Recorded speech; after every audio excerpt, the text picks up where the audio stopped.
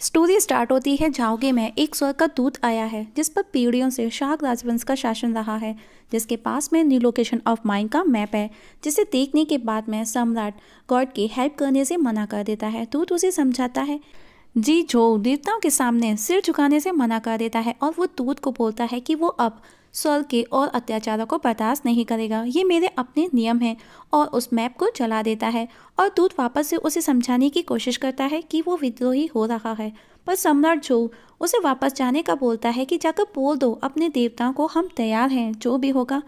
दूसरी तरफ हमें एक बच्चे को दिखाया जाता है जो कि बहुत ज़्यादा गुस्से में है और वो अपने फादर पर गुस्सा है क्योंकि उन्होंने देवताओं के खिलाफ युद्ध क्यों स्टार्ट किया, जो कि सम्राट का बेटा है। पूरे राज्य में हर तरफ भगदड़ मची हुई है। दूसरी तरफ हमें एक लेडी जिसका नाम दाजी है जो कि सम्राट की बीवी है, उसको दिखाया जाता है। उसके पास में एक बंदा जियो जो कि सम्राट का भाई है आकर के बताता है कि जाओगे हार जाएगा। दादी कहती है मैं तैयार हूँ, आज रात जो भी होना है, पर तुमको इतने सालों के बाद देख करके खुशी हुई, तुम हमको बिना कुछ कहे चले गए। दूसरी तरफ हमें राजा ऑफ जो जीफा को दिखाया जाता है जो अपनी फौज के साथ में खड़ा अपनी फौज को वार को लेकर के बताता है कि कुछ ही दूरी पर तुम्हारे सामने जो भी होगा वो तुम्हारा अपना होगा, चाहे वो कोई खजाना हो या फिर औरत, सब तुम्हारा।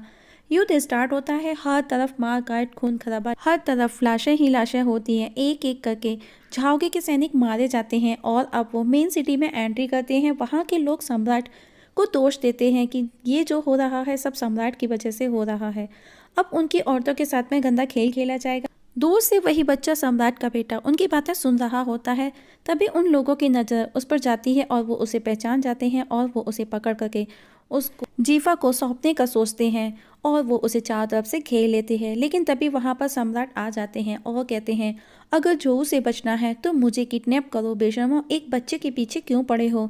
और यहाँ हमें पता चलता है कि उस बच्चे का नाम वो गैंग है जो हमारी आज की सीरीज़ का नाम है। सम्राट उसे कहता है मैंने कहा था ना माँ के साथ रहो। वो गैंग गुस्से में जवाब देता है मैं भी शांत से ही हूँ, मैं घर में बैठकर मरने का वेट करने से अच्छा है फाइट करूँ सर्वाइव करूँ।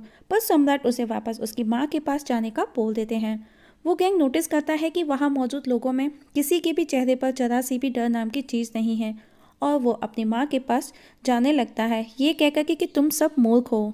तभी वहाँ पर सम्राट का भाई जियो दूर खड़ा ये सब देख रहा होता है और वो सोचता है कि उसका भाई ना तो अच्छा बाप बना ना ही अच्छा राजा। दूर खड़े जीव को सम्राट देख लेता है और बोलता है मुझे पता था तुम मेरे साथ में लड़ाई लड़ने जरूर आओगे। जीव कहता है शायद मैं यहाँ तुमको मार करके तुम्हारा सर गॉड को गिफ्ट करने आया हूँ। सम्राट बोलता है तुम भी गॉड से उतनी ही नफरत करते हो जितनी कि मैं, तो तुम ऐसा तो बिल्कुल भी नहीं करोगे। तब जीव कहता है मतलब कि तुम अभी तक नहीं बदले, तुम मरोगे।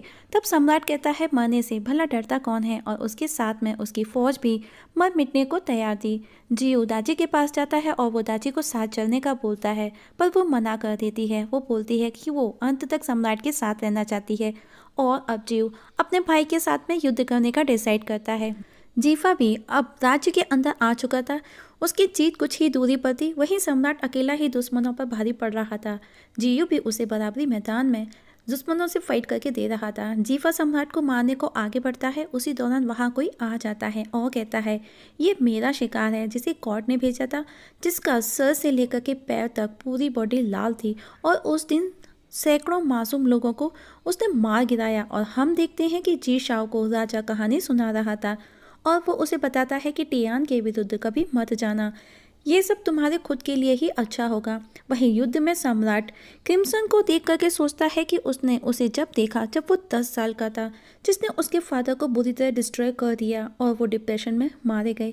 और सम्राट उस पर गुस्से में हमला करता है और दोनों एक दूसरे पर अटैक करते हैं और सब देख करके हैरान थे क्योंकि उस हमले में सम्राट का कुछ भी पता ही नहीं चलता। जीफा भी सोचता है सम्राट को सब पता होने के बाद भी सम्राट ने ये सब क्यों किया, और हमें पता चलता है कि वो टियान कोई है गॉड ने भेजा है, जो कि 6 सबसे ज़्यादा स्ट्रॉन्गेस्ट यूनिट्स में से एक है, जो कि टियान की यूनिट है। और तभी वहाँ पर अर्थक्वेक जैसा होने लगता है और आसमान में कुछ होने लगता है ये देख करके जीव समझ जाता है द लॉर्ड्स ऑफ गॉड्स खुद आ रहे हैं और तभी वो गैंग दौड़ता हुआ अपनी मदर डाजी के पास में पहुंचता है और आसमान में दिख रहे उन मॉन्स्टर का पूछता है। उसकी माँ बताती है वो वाइट ड्रैगन है जो कि संसार के शुरुआत में धरती पर आए और उसे एक मिरर दिखाती है जिसमें वो खुद युद्ध को देख रही थी और वो भी देख सकता था और वो उसे घुमा करके अपने अनुसार भी युद्ध को बना सकता था। लेकिन सम्राट ने दाची को कुछ प्रॉमिसेस दिए थे कि वो अपनी पावर का यूज नहीं करेगी। ये देख करके वो गैंग हैरान था जिसे उसकी मदर ने डिवाइन पावर की भविष्यवाणी द्वारा हासिल किया था और बताती है कि वो भी एक गॉड थी पर एक इंसान से उसे प्यार हो गया और 8 साल पहले जब मैं तुम्हारे फादर से मिली मैंने गॉड के साथ में धोखा किया। मैंने ये राज आज तक किसी के साथ में शेयर नहीं किया पर आज मैं सब कुछ तुमको बता रही हूँ। तभी वहाँ पर और बाकी के 5 स्ट्रॉन्ग यूनिट्स भी आ जाते हैं और अब उनमें से एक मियास्मा जो कि अपने पॉइजन से लोगों को मार रहा था। ये देखकर कि जीवा अपने वॉरियर्स को वहाँ से भागने का बोलता है और अब एक जीव पर अटैक कर देता है। उसे एक बिल्डिंग में लेकर के घुस जाता है जिसमें जोरदार धमाका होता है। वहीं मियास्मा अपने चेहरे से एक एक कर लोगों को खत्म कर रहा था। दूसरा गोइमो लोगों को मार करके उन्हें अपने अंदर ऑब्जर्व कर रहा था, उनकी स्किन को अपने सम्राट को दे रहा था। और जीवा नोटिस करता है वो लोगों को जब मार रहा है जब वो हंस रहे हैं या फिर बोल रहे हैं और गोइमो लोगों को चिल्लाता तड़पता देख करके उसे खुशी मिल रही थी। तभी उसकी नज़र एक सोल्जर पर जाती है क्योंकि उसे एनर्जेटिक लोगों की तलाश थी, उनकी स्किन की तलाश थी जो कि बहुत ही ज़्यादा एनर्जेटिक था। वो उसे मारने जाता है तब सम्राट आकर के उसका ही हाथ काट देते हैं और अब जी शाओ जो कि गुस्से में था वो अपने फादर से पूछता है कि टियान कहाँ मिलेगा। वो उससे मिलकर उसे बताना चाहता है कि हम उसके गुलाम नहीं हैं और आपका सपना कभी भी खत्म नहीं होगा।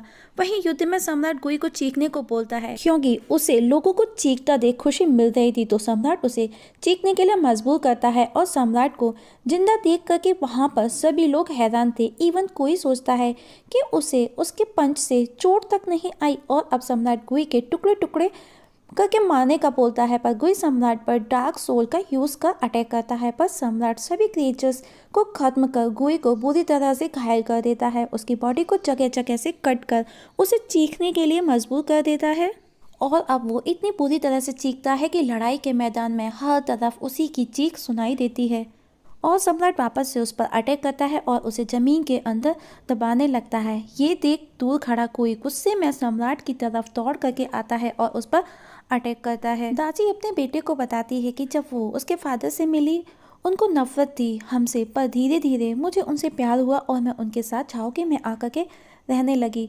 वो गैंग अपनी मदर को बोलता है कि मतलब आप एक गॉड हैं तो मुझे कोई कभी स्पेशल पावर फील क्यों नहीं हुई। जिस पर दादी बोलती है मैंने अपने सभी पावर्स को हाइड कर दिया तुम्हारे भले के लिए। तो बुगैंग गुस्से में कहता है मैं एक राजा और एक गॉड का बेटा हूँ फिर भी मेरी लाइफ इतनी प्रॉब्लमेटिक क्यों है। जिस पर उसकी मदर बोलती है तुम्हारे फादर आम इंसानों के साथ मिलकर के उन्हीं की तरह उनके साथ काम किया करते थे क्योंकि वो समझते थे लोगों की प्रॉब्लम्स। तियान ने उन्हें ऑफर भी दिया पूरे राज्य और दुनिया पर शासन करने का पर उन्होंने उसे ठुकरा दिया क्योंकि वो किसी का गुलाम बनना नहीं चाहते थे। ये सुनकर के बुगैंग अपने फादर को गलत गलत बोलने लगता है और कहता है एक स्ट्रे डॉग मीन्स एक गली के कुत्ते से तो अच्छा है दुनिया पर राज करना। जिस पर दादी बोलती है एक दिन तुमको एहसास होगा। पर बुगैंग अपने पेरेंट्स को मूर्ख और खुद को भी ब्लेम करता है और रोते हुए कहता है कि वो उनके घर में पैदा क्यों हुआ, कि वो दुनिया का सबसे ज़्यादा अनलकी प्रिंस है। वहीं कोई सम्राट की तरफ दौड़ करके आता है और फुल फोर्स के साथ में उन पर हमला करता है पर सम्राट भी उसे अपनी तलवार से पूरे रोकने की कोशिश करते हैं और दोनों में से कोई भी कम नहीं पड़ता। दोनों एक दूसरे पर भारी थे।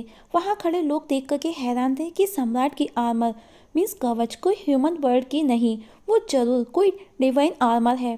ताइजी जो कि दूर खड़ा ये सब देख रहा था वो भी हैरान था कि उसके यूनिट्स उसके आगे कमज़ोर है।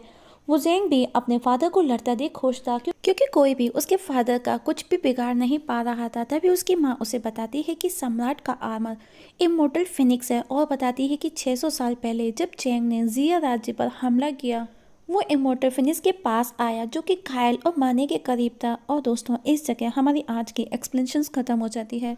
तो देखेंगे नेक्स्ट एपिसोड में सम्राट की हार होगी या जीत और कोई के उस पंच से कैसे बच निकला सम्राट, क्या होगा सम्राट दाची बुगैंग और जीव का।